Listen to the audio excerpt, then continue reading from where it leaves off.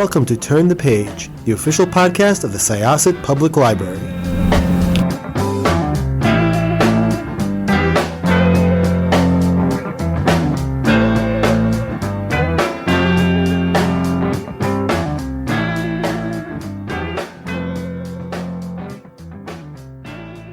Hello, everyone. Welcome back to Turn the Page.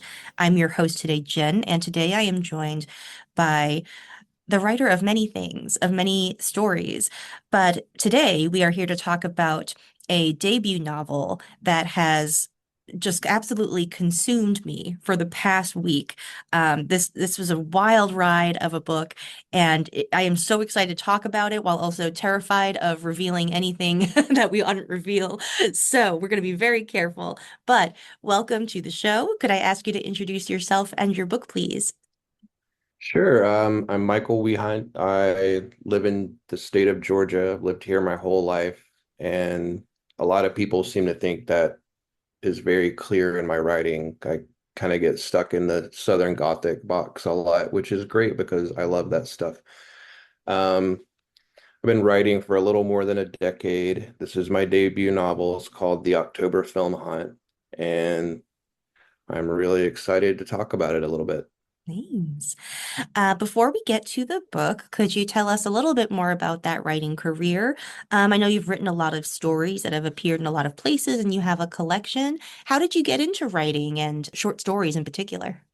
I kind of had always wanted to be a writer ever since. I'm sure I'm not the only writer who says I read Stephen King when I was 8 years old and thus began a lifelong love and all that stuff. But life happened. I took other paths and eventually came back in this direction. And it's like, well, I'm getting older and I feel like if I don't try now, I'm not going to. So I wrote a short story and I was like, I've always loved horror. I'll do that.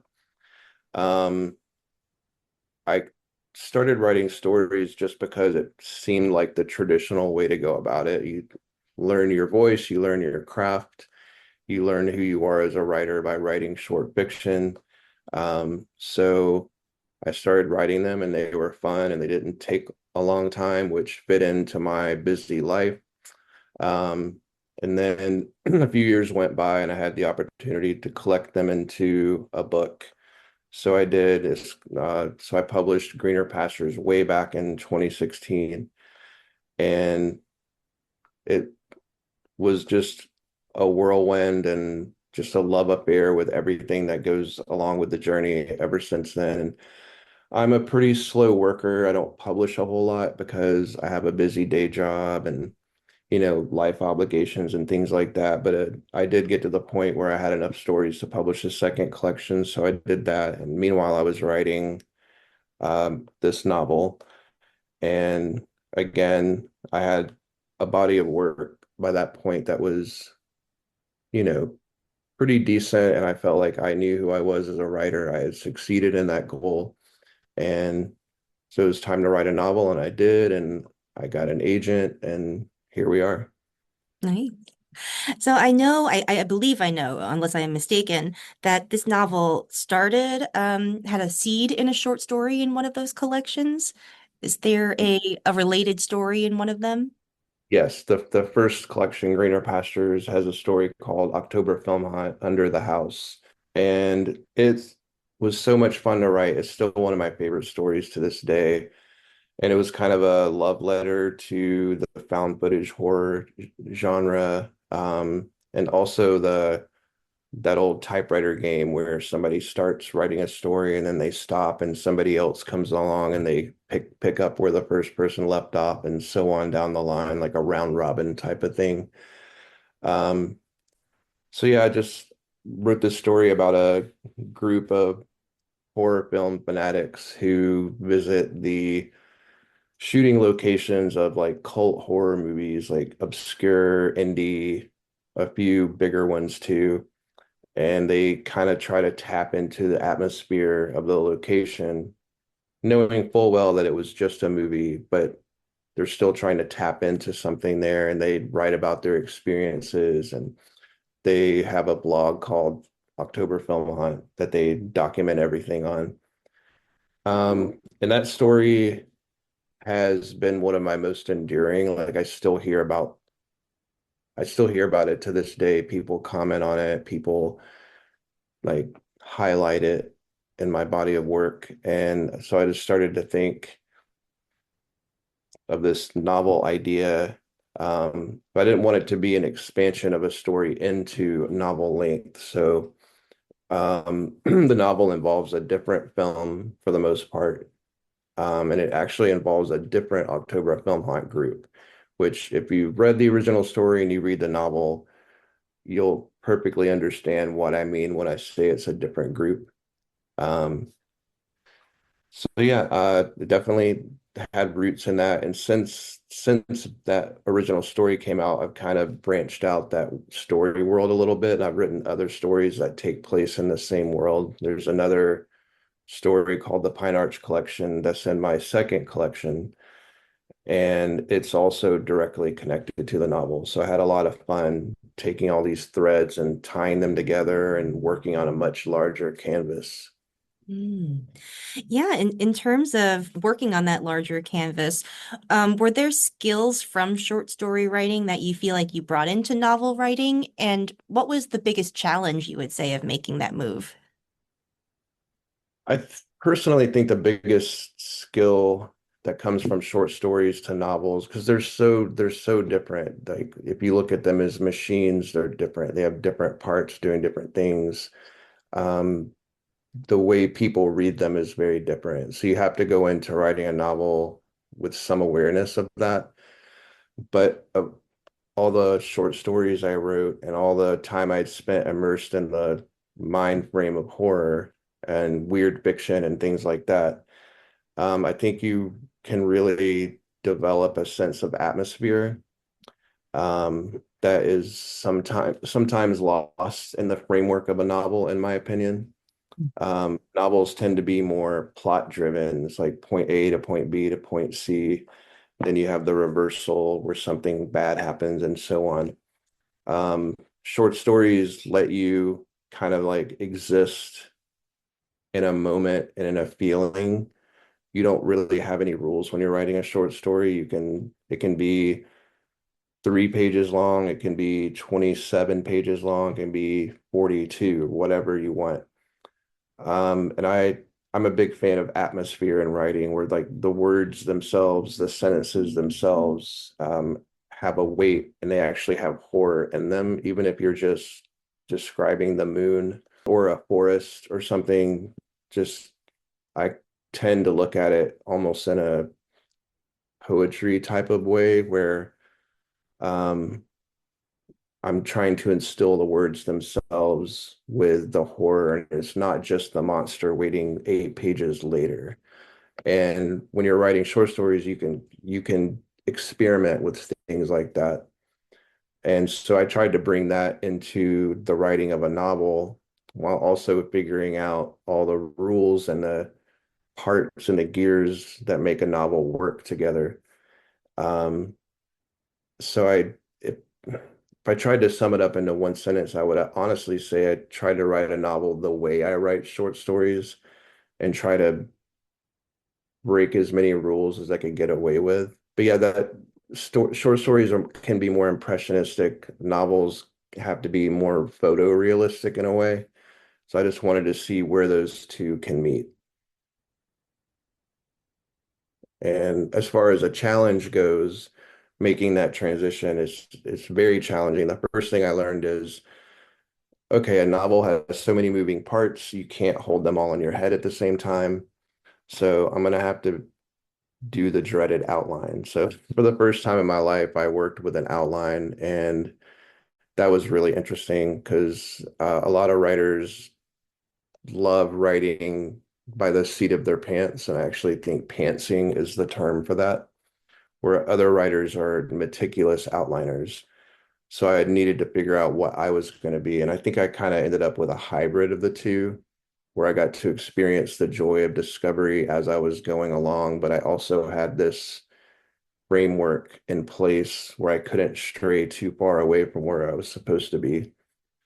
So yeah, holding it all together and knowing what was coming and what I needed to call back to and details from, 7 chapters earlier that I couldn't let myself forget about. Those things are hugely important. And working with a bigger cast of characters, a lot more dialogue. I had never been a dialogue heavy writer in the past. So I really had to acclimate to that. It's a very, very different experience. I just actually wrote my first short story for the first time in over 4 years, and it was mind-bending going back toward that after having gone toward the novel. But it was a lot of fun, and it like I got to teach myself that I still know how to do it. I'd love to talk a little bit more about character, starting with Jory, our protagonist, or one of our points of view. Could you talk about shaping her character and the podcast? I feel like what something that you capture really well is the enthusiasm and sort of like the what's the word I'm looking for? The extreme enthusiasm and joy of the horror community, especially in online spaces. As somebody who has been in some of those spaces online, it all feels really accurate in terms of like, you know, a hit horror podcast that takes off and whose hosts become sort of like, parasocial figures for for people. Yeah, I mean, that was really important to me. That I could almost say that's why I wrote the book. That original short story was kind of a love letter to horror fandom, and I wanted the novel to kind of be the same thing, where the joy of just simply loving horror and having always loved horror. Because, for most horror fans, there's something at an early age that resonates in us, and we might not mark that moment, but later on, it's very obvious when we look back at our childhoods where we saw this movie or we read this book or we saw this one moment in this one TV show and something woke up in us. And I horror is pretty unique because I feel like the feelings it rouses in us, we can spend our whole lives chasing that feeling. And that's the key for me is not only loving a genre and a type of story, but loving the visceral, uh, physiological even reaction that it gives us. And I do think horror is pretty singular in that respect. So when you love horror, you your love is almost more multifaceted than it would be if you loved science fiction. Not to discount any other genre, but I'm just saying there's an extra layer to it when you're a horror fan. So that would inform, someone who decides to cast their net and earn their living in the horror space. And so I really wanted that to really come to life with Jory's character, even though she's about a decade removed from that life as the book opens in the present day. It's still there in her. She acknowledges that it's still there. She just doesn't let it in. And for anyone listening who's confused by that, the opening premise of the story is Jory was once a kind of a blooming horror celebrity with her blog, October Film Hunt, and she had a lot of attention and a lot of opportunities. And then something horrible happened, and she was kind of ostracized, and there was this ripple effect through all these online spaces. And so she was horrified with herself and kind of stepped away from the entirety of her life and her embrace of horror and everything she had planned and dreamed about doing. So here we are a decade later, and something comes into her life that pulls her back toward the past. And so she's being forced to relive her old life and to remember it. And I really wanted the love of horror to just really come off the page and be very evident. And it wasn't very difficult because I feel that love myself. So all I'm really doing is just, a lot of those passages is really just me writing to the reader. Yeah, there's a real life horror figure who appears in the book, Trevor Henderson. Was that something that you had discussed with him, or was it a surprise, or how how did that come about? Um, it it was kind of accidental at first. My editor and I actually discussed whether to like front load Trevor's uh involvement as a character, and we decided just to let people find out about it on our own, but knowing that there would be people out there talking about it. So I've already seen it mentioned several times already, so don't worry. Okay. Um, it was kind of an accident because I was writing this artist character who created the original uh, design or painting of the Pine Arch creature, which is, the primary monster, so to speak, in the film Proof of Demons, which the novel kind of revolves around.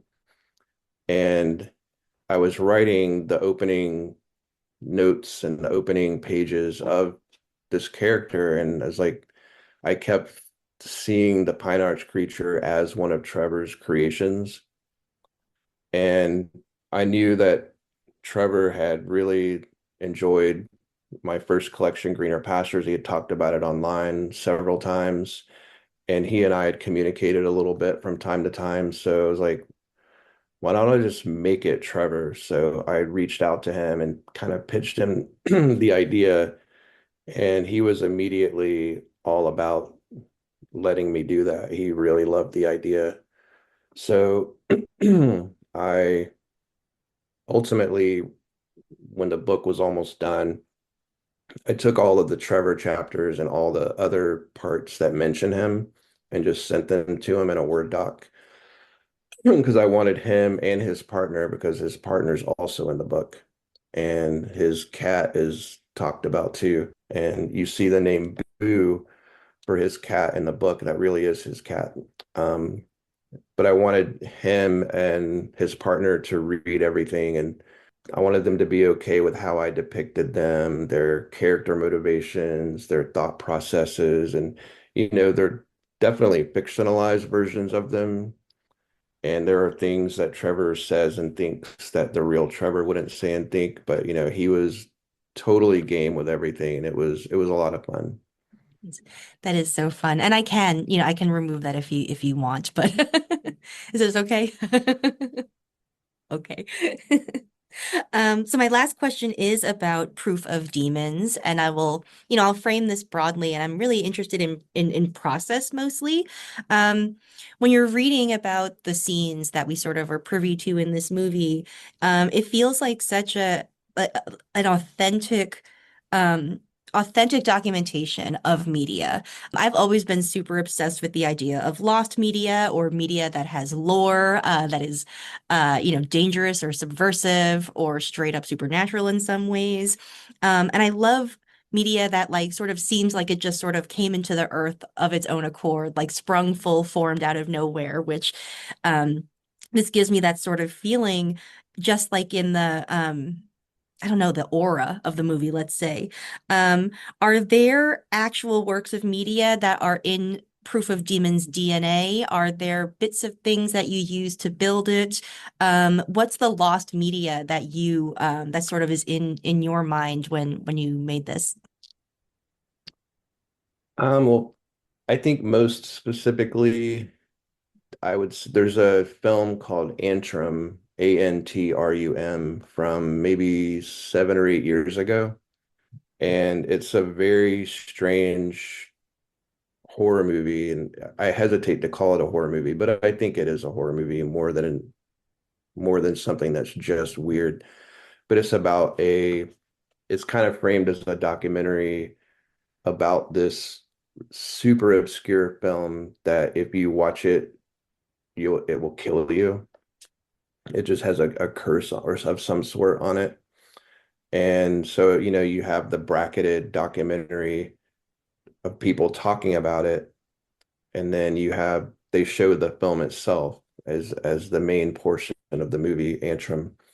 And it's not my favorite movie, but it was very good. And it just there's the film within the film is very, very rough and very strange and very almost psychedelic. And they make it so that it does seem like something that could have an occult power to it, like embedded within the actual images themselves and like on the celluloid, or on the spools of the tape, so to speak. And that was really inspiring to me.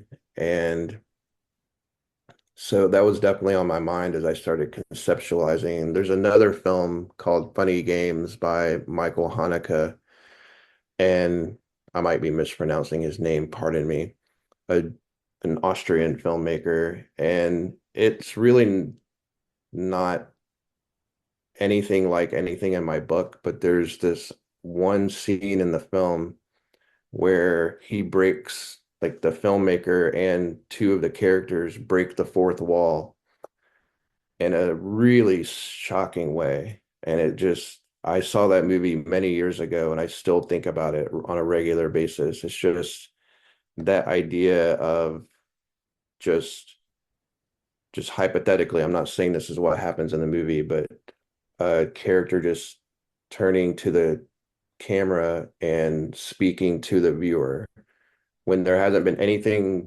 else in the movie up till that point to prepare the viewer for that moment. And it's just really well done. And so that kind of idea really appealed to me too, because it kind of ties into the idea that a movie can be a sort of a cult ritual, and that just by watching it, the viewer becomes complicit in opening a door or summoning something, or whatever the object of the occult ritual is. The viewer unknowingly becomes a part of that happening, and it couldn't have happened without the viewer. Mhm. And so the viewer is kind of tricked in a way, and that whole idea really appealed to me. Nice.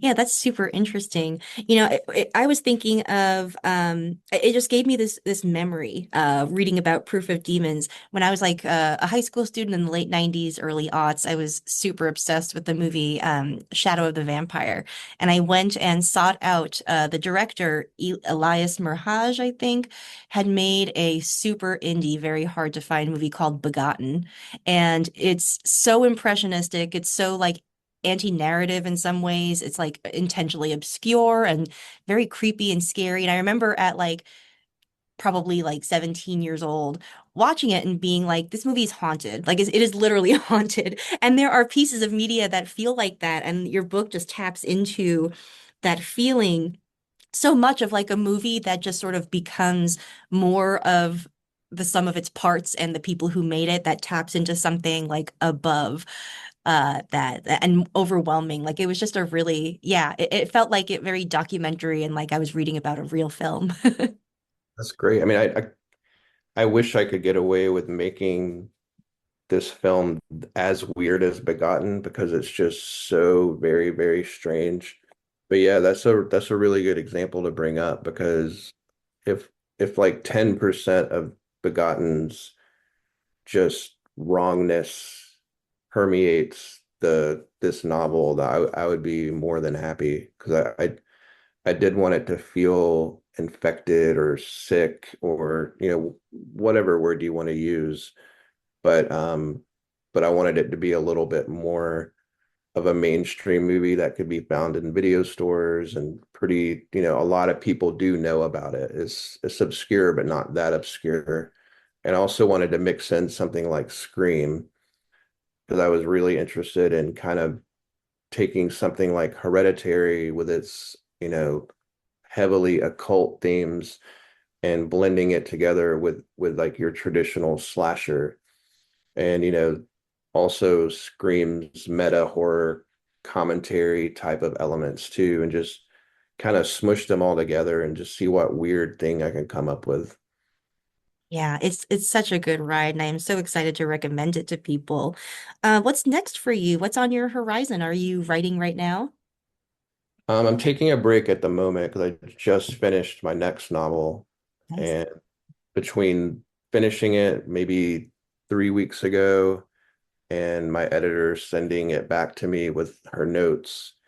I'm just trying to like decompress during that phase because, having a busy day job and then also writing a very long book, fortunately the second novel is shorter. It's gonna have a little bit more of a thriller feel to it, I think. Um, but yeah, I'm just decompressing a little bit and then we'll get to work on the next novel, which I don't know when it'll come out. I'm hoping around the end of September of 2026. We'll see if that timeline fits, but that would be awesome. And then probably another novel after that. I mentioned that I just wrote my first short story in a long time. I would like to write a couple more of those, but we'll see if I have time. But I just want to I want to get into that great cycle of having a book every 12 to 18 months. That's my ultimate goal, and that would be a really good feeling. Nice. Well, thank you so much for taking the time from your busy schedule to talk with me and to share your book with our listeners. It's one that I am very excited to have in the library. Well, thank you. I had a great time talking. Thank you. Listeners, please check out October Film Haunt. By the time that you hear this, it'll be out in the world, so you can head to your favorite bookstore, website, library, wherever you like to go for books. Do you have a place that you like to send people for books? I usually just say whatever your local indie bookstore is, because they can always use the help. And I also think libraries are great. Someone mentioned to me on social media the other day, well, they apologized for not pre-ordering the October Film Hunt. They put a hold in at their local library, and it struck me as like, don't apologize for that. That's really awesome. Like checking a book out of a library is really, really helpful to an author and it's really helpful to the community. So either your indie bookstore in your area or your local library, either one would be great. All right. Great. Thank you. Okay, listeners, thanks for joining us. It is time to close this chapter. It's time to close this chapter of Turn the Page. Join us for the next episode.